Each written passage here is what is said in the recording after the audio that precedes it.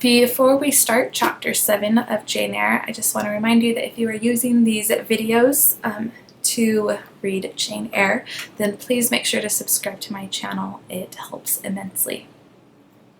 And also share with anyone you know that also is trying to get through Jane Eyre.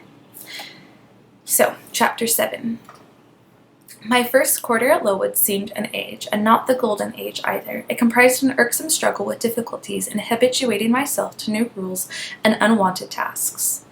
The fear of failure in these points harassed me worse than the physical hardships of my lot, though these were no trifles. During January, February, and part of March, the deep snows, and after their melting, the almost impassable roads prevented our stirring beyond the garden walls except to go to church, but within these limits we had to pass an hour every day in the open air. Our clothing was insufficient to protect us from the severe cold.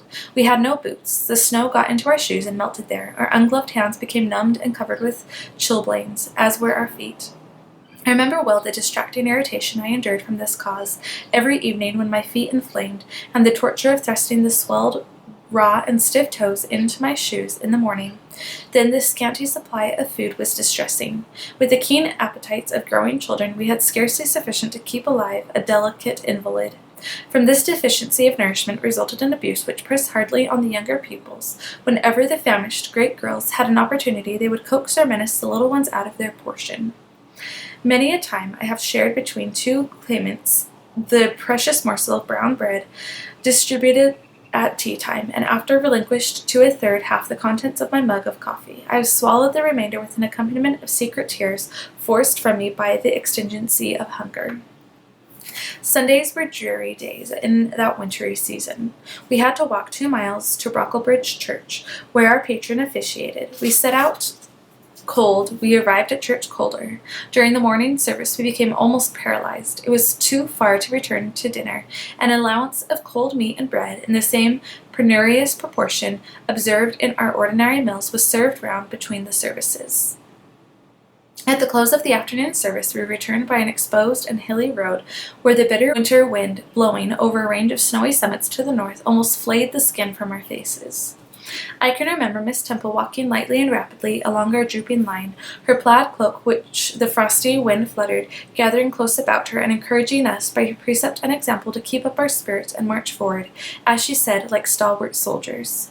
The other teachers, poor things, were generally themselves too much dejected to attempt the task of cheering others. How we longed for the light and heat of a blazing fire when we got back. But to the little ones at least this was denied. Each hearth in the schoolroom was immediately surrounded by a double row of great girls, and behind them the younger children crouched in groups, wrapping their starved arms in their pinafores. A little solace came at tea time. In the shape of a double ration of bread, a whole instead of half slice, with the delicious addition of a thin scrape of butter, it was the hebdomadal treat to which we all looked forward from Sabbath to Sabbath. I generally contrived to reserve a moiety of this bounteous repast for myself, but the remainder I was invariably obliged to part with. The Sunday evening was spent in repeating by heart the church catechism and the 5th, 6th, and 7th chapters of St. Matthew, and in listening to a long sermon read by Miss Miller, whose irrepressible yawns attested her weariness. A frequent interlude of these performances was the enactment of the part of Eutychus by some half-dozen of little girls, who, overpowered by sleep, would fall down, if not out of the 3rd loft, yet off the 4th form, and be taken up half dead. The remedy was to thrust them forward into the center of the schoolroom and oblige them to stand there till the sermon was finished. Sometimes their feet failed them, and they sunk together in a heap. They were then propped up with the monitor's high stools. I have not yet alluded to the visits of Mr. Brocklehurst, and, indeed, that gentleman was from home during the greater part of the first month after my arrival, perhaps prolonging his stay with his friend, the Archdeacon. His absence was a relief to me. I need not say that I had my own reason for dreading his coming, but come he did at last. One afternoon, I had then been 3 weeks at Lowood, as I was sitting with a slate in my hand, puzzling over a sum in long division, my eyes raised in abstraction to the window, caught sight of a figure just passing. I recognized almost instinctively that gaunt outline, and when, 2 minutes after, all the school teachers included Rose and Moss, it was not necessary for me to look up in order to ascertain whose entrance they thus greeted. A long stride measured the schoolroom, and presently beside Miss Temple, who had herself risen, stood the same black column which had frowned on me so ominously from the hearth-rug of Gateshead. I now glanced sideways at this piece of architecture. Yes, I was right. It was Mr. Brocklehurst, buttoned up in his surtout, and looking longer, narrower, and more rigid than ever. I had my own reasons for being dismayed at this apparition. Too well I remembered the perfidious hints given by Mrs. Reed about my disposition, etc. The promise pledged by Mr. Brocklehurst to apprise Miss Temple and the teachers of my vicious nature. All along I had been dreading the fulfillment of this promise. I had been looking out daily for the coming man, whose information respecting my past life and conversation was to brand me as a bad child forever. Now there he was. He stood at Miss Temple's side. He was speaking low in her ear. I did not doubt he was making disclosures of my villainy, and I watched her eye with painful anxiety, expecting every moment to see its dark orb turn on me a glance of repugnance and contempt. I listened too, and I happened to be seated quite at the top of the room. I caught most of what he said. Its import relieved me from immediate apprehension. I suppose, Miss Temple, the thread I bought at Lowton will do. It struck me that it would be just of the quality for the calico chemises, and I sorted the needles to match. You may tell Miss Smith that I forgot to make a memorandum of the darning needles, but she shall have some paper sent in next week, and she is not on my account to give out more than one at a time to each pupil. If they have more, they are to be kept careless and lose them. Oh, ma'am, I wish the woolen stockings were better looked to. When I was here last, I went into the kitchen garden and examined the clothes drying on the line. There was a quantity of black clothes in very bad state of repair from the size of the holes in them. I was sure they had not been well mended from time to time. He paused. Your directions shall be attended to, sir, said Mrs. Temple. And ma'am, he continued, the laundress tells me some of the girls have 2 clean tuckers in the week. It is too much. The rules limit them to 1. I think I can explain that circumstance, sir. Agnes and Catherine Johnson were invited to take tea with some friends at Lowton last Thursday, and I gave them leave to put on clean tuckers for the occasion. Mr. Brocklehurst nodded. Well, for once it may pass, but please not to let the circumstance occur too often. And there is another thing which surprised me. I find in settling accounts with the housekeeper that a lunch consisting of bread and cheese has twice been served out to the girls during the past fortnight. How is this? I look over the regulations, and I find no such meal as lunch mentioned. Who introduced this innovation, and by what authority? I must be responsible for this circumstance, sir, replied Miss Temple. The breakfast was so ill prepared that the pupils could not possibly eat it, and I dared not allow them to remain fasting till dinner time. Madam, allow me an instant. You are aware that my plan to bring up these girls is not to accustom them to habits of luxury and indulgence, but to render them hardy, patient, self-denying. Should any little accidental disappointment of the appetite occur, such as the spoiling of a meal, the under or the overdressing of a dish, the incident ought not to be neutralized by replacing with something more delicate the comfort lost, thus pampering the body and subverting the aim of this institution. It ought to be improved to the spiritual edification of the pupils, by encouraging them to evince fortitude under temporary privation. A brief address on those occasions would not be stymied, wherein a judicious instructor would take the opportunity of referring to the sufferings of the primitive Christians, the torments of martyrs, to the exhortations of our blessed Lord himself, calling upon his disciples to take their cross and follow him, to his warnings that man shall not live by bread alone, but by every word that proceedeth out of the mouth of God to his divine consolations. If ye suffer hunger or thirst for my sake, happy are ye. O madam, when you put bread and cheese instead of burnt porridge into these children's mouths, you may indeed feed their vile bodies, but you little think how you starve their immortal souls. Mr. Brocklehurst again paused. Perhaps overcome by his feelings, Miss Temple had looked down when he first began to speak to her, but she now gazed straight before her, and her face, naturally pale as marble, appeared to be assuming also the coldness and fixity of that material, especially her mouth, closed as if it would have required a sculptor's chisel to open it, and her brow settled gradually into petrified severity. Meantime, Mr. Brocklehurst, standing on the hearth with his hands behind his back, majestically surveyed the whole school. Suddenly his eye gave a blink, as if it had met something that either dazzled or shocked its pupil. Turning, he said in more rapid accents than he had hitherto used, Miss Temple, what is that girl with curled hair? Red hair, ma'am, curled all over. And extending his cane, he pointed to the awful object, his hand shaking as he did so. It is Julia Severn, replied Miss Temple very quietly. Julia Severn, ma'am. And why has she, or or any other curled hair. Why, in defiance of every precept of principle of this house, does she conform to the world so openly, here in an evangelical charitable establishment, as to wear her hair one mass of curls? Julia's hair curls naturally, returned Miss Temple, still more quietly. Naturally, yes, but we are not conformed to nature. I wish these girls to be the children of grace. And why that abundance? I have again and again intimated that I desire the hair to be arranged closely, modestly, plainly. Miss Temple, that girl's hair must be cut off entirely. I will send a barber tomorrow, and I see others who have far too much of the crescents. That tall girl, tell her to turn around. Tell all the first form to rise up and direct their faces to the wall. Miss Temple passed her kerchief over her lips as if to smooth away the involuntary smile that curled them. She gave the order, however, and when the first class could take in what was required of them, they obeyed. Leaning a little back on my bench, I could see the looks and grimaces with which they commented on this maneuver. It was a pity Mr. Brocklehurst could not see them too. He would perhaps have felt that whatever he might do with the outside of the cup and platter, the inside was further beyond his interference than he imagined. He scrutinized the reverse of these living metals some 5 minutes, then pronounced a sentence. These words fell like the knell of doom. All those top knots must be cut off. Miss Temple seemed to remonstrate. Madam, he pursued, I have a master to serve whose kingdom is not of this world. My mission is to mortify in these girls the lusts of the flesh, to teach them to clothe themselves with shamefacedness and sobriety, not with braided hair and costly apparel. And each of the young persons before us has a string of hair twisted in plaits which vanity itself might have woven.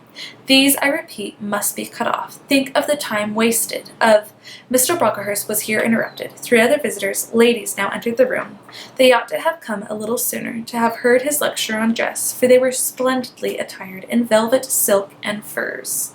The 2 younger of the trio, fine girls of 16 and 17, had gray beaver hats, then in fashion, shaded with ostrich plumes, and from under the brim of this graceful headdress fell a profusion of light tresses, elaborately curled. The elder lady was enveloped in a costly velvet shawl, trimmed with ermine, and she wore a false front of French curls. These ladies were deferentially received by Miss Temple and Mrs. Brocklehurst, and conducted to seats of honor at the top of the room. It seems they had come in the carriage with their reverend relative, and had been conducting a rummaging scrutiny of the room upstairs, while he transacted business with the housekeeper, questioning the laundress and lecturing their superintendent. They now proceeded to address divers remarks and reproofs to Miss Smith, who was charged with the care of the linen and inspection of the dormitories, but I had no time to listen to what they said. Other matters called off and enchained my attention. Hitherto, while gathering up the discourse of Mr. Brocklehurst and Miss Temple, I had not at the same time neglected precautions to secure my personal safety, which I thought would be effected if I could only elude observation. To this end, I had sat well back on the form, and while seeming to be busy with my sum, had held my slate in such a manner as to conceal my face. I might have escaped notice, had not my treacherous slate somehow happened to slip from my hand, and, falling with an obtrusive crash, directly drawn every eye upon me. I knew it was all over now, and as I stooped to pick up the 2 fragments of slate, I rallied my forces for the worst. It came. A careless girl, said Mr. Brocklehurst, and immediately after, it is a new pupil, I perceive. And before I could draw breath, I must not forget I have a word to say respecting her. Then aloud, how loud it seemed to me, let the child who broke her slate come forward. Of my own accord, I could not have stirred. I was paralyzed. But the 2 great girls who sit on each side of me set me on my legs and pushed me towards the dread judge. And then Miss Temple gently assisted me to his very feet, and I caught her whispered counsel. Don't be afraid, Jane. I saw it was an accident. You shall not be punished. The kind whisper went to my heart like a dagger. Another minute, and she will despise me for a hypocrite, thought I, and an impulse of fury against Reed, Brocklehurst, and company bounded in my pulses at the conviction. I was no Helen Burns. Fetch that stool, said Mr. Brocklehurst, pointing to a very high one, from which a monitor had just risen. It was brought. Place the child upon it. And I was placed there by whom I don't know. I was in no condition to note particulars. I was only aware that they had hoisted me up to the height of Mr. Brocklehurst's nose, that he was within a yard of me, and that a spread of shot orange and purple silk pelisses, and a cloud of silvery plumage extended and waved below me. Mr. Brocklehurst hemmed. "Ladies," said he, turning to his family, "Miss Temple, teachers, and children, you all see this girl?" Of course they did, for I felt their eyes directed like burning glasses against my scorched skin.